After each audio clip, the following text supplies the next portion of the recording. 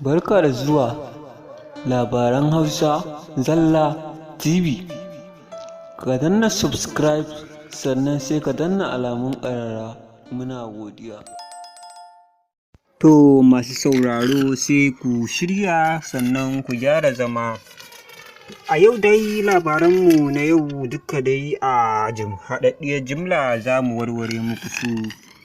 A yau shugaban ƙasar Najeriya wato Muhammad Bola Ahmed Tinubu da kuma ɗaya ɓangaren sojojin ƙasar Fiji da kuma haɗi da sojojin ƙasar Burkina Faso da kuma ragowar sojojin wasu ƙasashe guda 5 da suke ciki waɗanda sun ɓoye abubuwansu.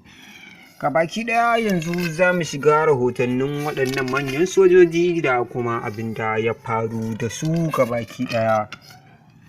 To na farko dai akwai shugaban ƙasar Najeriya wato Muhammad Bola Ahmed Tinubu, inda ya yi ƙoƙarin tilasta shugaban yaƙin soji da suke ainihin ƙasar Najeriya. Kuna daga saurara ne daga kai tsaye daga tashar TV mai suna Labaran Hausa Zalla TV. A yanzu rahoton da muka naɗo muku su ne waɗanda muka yi muku dunkulalliyar jimla a kansu. Yanzu za mu shiga ainihin a saƙon da ake son a aiwatar. Mai sauraro sai ka gyara zama domin ka ji babban abin da Bola Ahmed Tinubu wato shugaban ƙasar Najeriya ya aiwatar tsakaninsa da babban sojin daraktin da yake cikin ƙasar Najeriya. Saboda kun riga da kun san cewa an cire Burtai wato babban sojan da yake General Burtai da yake wakiltar Najeriya. A yanzu kuma daga abin da ya kawo hatsaniya tsakanin wannan sojin, an riga da an samu 'yan majalisu manya-manya wanda suka shiga tsakanin wannan abu. Kada ku manta dai ku danna subscribe sannan sai ku danna alamun ƙararrawa. Waɗanda sun ji tsoro akan abin da wannan sojin ya bayyana, don domin Bola Ahmed Tinubu ya umarci da ECOWAS su tashi kansu tsaye su je su darfafi ƙasar Nijar.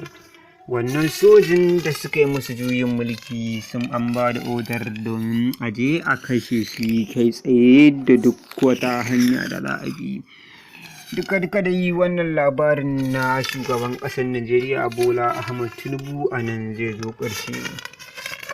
Sojojin ƙasar Fiji kuma waɗanda suke bala'in maitar ƙasarsu da sauran abubuwa suna nan suna ikirarin cewa babu wani shugaban sojoji da ya isa ya musu juyin mulki, a inda ƙasar Burkina Faso take ƙara tunanin ɗiban manya-manyan sojoji da take ƙara tirenin ɗinsu cikin sauri. Burkina Faso ta tabbatar wa da duniya cewa za ta iya rainon soja a cikin awanni 5 da za ta koya masa duk wani abin da ake buƙata in dai na training ne, don domin tana ɗaya daga cikin ƙasar da take son ta nuna wa duniya cewa tana son ta tara dubunnan mayaƙa. Burkina Faso kenan.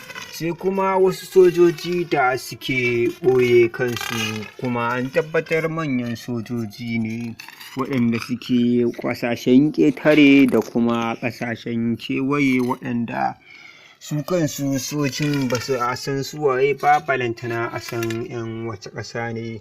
Suna ɓoye PG ɗinsu sannan suna ɓoye RG ɗinsu na da yake cikin uniform ɗinsu, balantana har a kai ga country.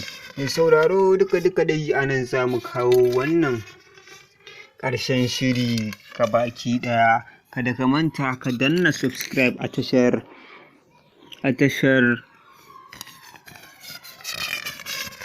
Mai sauraro kada ka manta ka danna subscribe a tashar Labaran Hausa Zalla TV.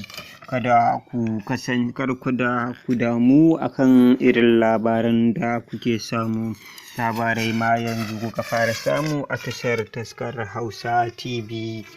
Daga ɗaya ɓangaren kuma labaran gobe ƙarfe 12 labaran rana za mu kawo muku inda wani matashi a cikin garin Kaduna ya kama wata yarinya ya yi mata wato ainihin fyaɗe, wanda matashin nan direban adaidaita sahu ne. Kada ku manta kasance da